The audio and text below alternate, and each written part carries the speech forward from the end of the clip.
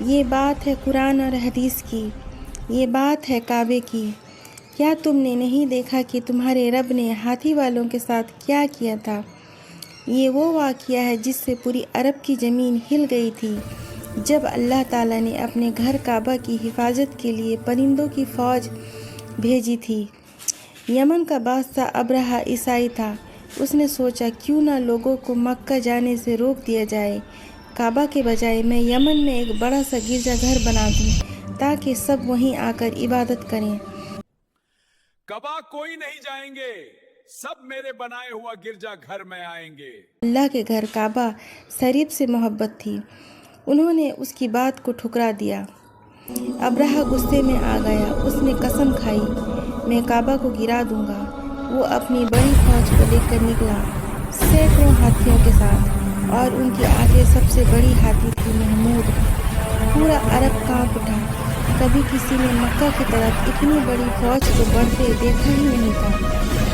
جب وہ مکہ کے قریب پہنچا تو قریش کے سردار میں تو اس کے پس میرے اونٹ کے لیا گیا تے کعبہ تو اللہ کا گھر ہے، اللہ ہی اس کا حفاظت کرے سے گا۔ ملنے گئے۔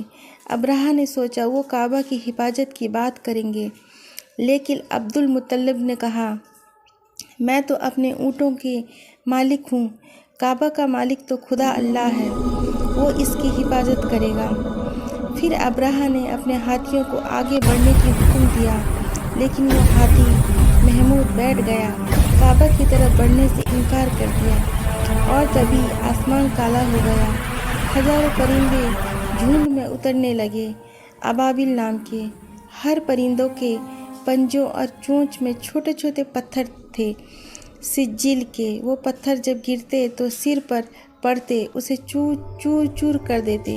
بسم اللہ الرحمن الرحیم الم تر کیف فعل ربک باصحاب الفیل الم یجعل کیدہم فی تضلیل وارسل علیہم طیرا ابابیل ترمیہم بحجارة من سجيل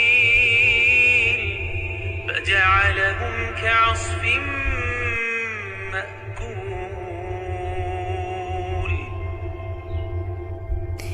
یہ فوج تباہ ہو گئی، کوئی نہیں بچا۔ اللہ تعالیٰ نے اپنی طاقت کا وہ منظر دکھایا جسے ہمیشہ کے لیے اتہاس میں لکھ دیا گیا۔ کیا تم نے نہیں دیکھا کہ تمہارے رب نے ہاتھی والوں کے ساتھ کیا کیا تھا؟ کیا اس نے ان کی چال ناکام نہیں کر دی تھی اور ان کے اوپر جھونڈ جھونڈ پرندے نہیں بھیجے تھے جو ان کے پتھروں سے مارے تھے؟ یہ واقعہ یاد دلاتا ہے کہ اللہ تعالیٰ اپنے گھر، اپنے دین اور اپنے بندوں کی حفاظت خود کرتا ہے۔ انسان چاہے جتنا بھی طاقت لگا دے، اگر وہ اللہ سے ٹکرائے تو مٹ جائے گا۔ اگر ہم اس سورہ کو سمجھ لیں تو ہمیں یقین ہو جائے گا کہ اللہ کے حکم کے بنا ایک پتا بھی نہیں ہلتا۔